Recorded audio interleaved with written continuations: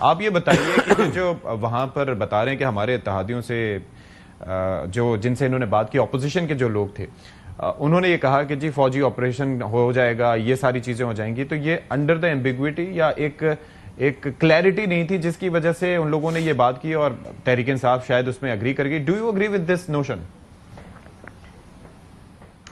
بسم اللہ الرحمن الرحیم. اشفاق صاحب بہت بہت شکریہ. یہاں پہ سب سے پہلی بات ہے کہ کسی آپریشن کا کوئی عندیہ نہیں دیا گیا تھا، اور میں بالکل ڈینائی کرتا ہوں اس تمام تر نوشن کو. وہاں پہ کوئی بند کمروں میں یہ فیصلہ نہیں کیا جا رہا تھا، یا ان کیمرہ بریفنگ میں یہ چیز بالکل نہیں آ رہی تھی کہ آپریشن کی کوئی حمایت جو ہے وہ حاصل کی جائے پولیٹیکل پارٹی سے. ایسا قطعاً نہیں تھا. سینسٹیو انفارمیشن تھی، سینسٹیو ڈیٹیلز تھیں.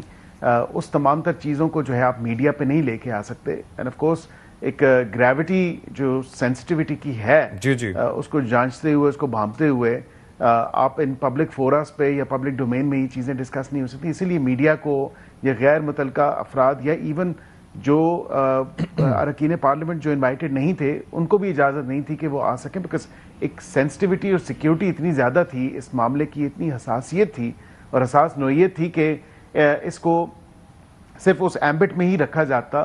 اور اس کی جو پارلیمنٹری کمیٹی کی کو اسپیشل کنوین کیا گیا نیشنل سیکیورٹی کے ایشو پہ، تو اس کی ڈسکشن ہونی تھی، اس کا ڈسکورس ہونا تھا.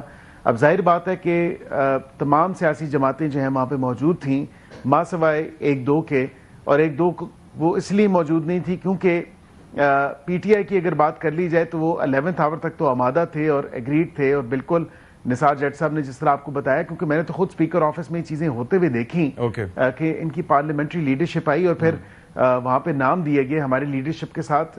جو پارلیمانی لیڈر ہمارے تھے ان کے ساتھ یہ ڈسکشن ہوئی، اور پھر ان کی میری اطلاعات کے مطابق ان کی اپنی پارٹی میں بڑی لڑائی تھی، اور یہ ایک ٹگ آف وار تھی کہ کس کا نام ہونا چاہیے، کس کا نام نہیں ہونا چاہیے. اور ان کے اپنے اراکین پارلیمنٹ جو ان کی پارٹی سے تعلق رکھتے ہیں وہ یہ چاہتے تھے کہ جی نہیں میں جاؤں گا، دوسرا کہتا تھا نہیں میں جاؤں گا، میرا نام ہونا چاہیے.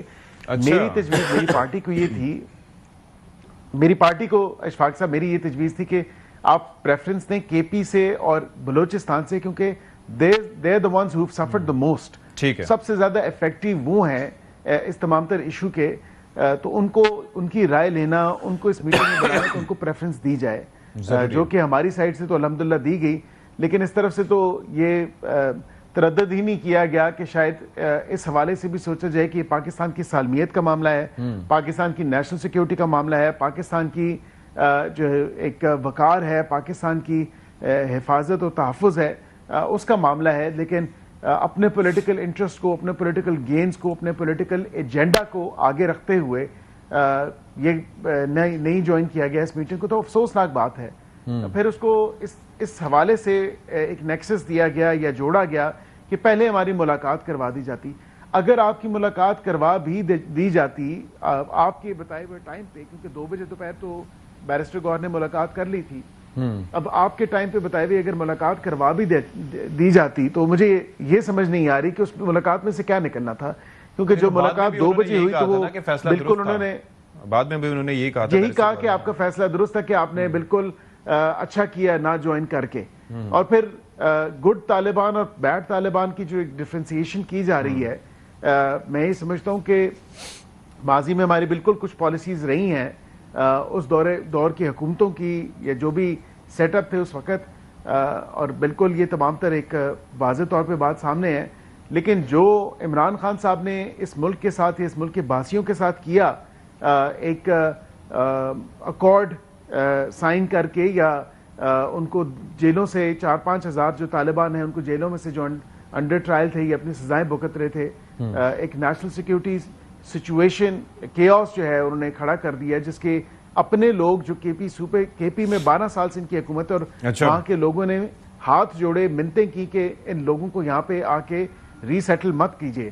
ہم سے ان لوگوں کو نہیں پوچھا گیا، ان کمیونٹیز کو نہیں پوچھا گیا جب انہوں نے وہاں پہ ان لوگوں کو دوبارہ جا کے ری سیٹل کیا، ری انٹیگریٹ کرنے کی کوشش کی. لیکن کے پی کی صورتحال میں چلیں اس بات کا حوالہ دیا جا سکتا ہے عقیل صاحب، لیکن یہ تو ہم بلوچستان کی صورتحال کو بھی نفی کر کے بات کریں. خمیازہ کون بھگت رہا ہے؟ خمیازہ تو پاکستانی قوم بھگت رہی ہے نا، ہم ایز اے نیشن اس کا خمیازہ بھگت رہے ہیں.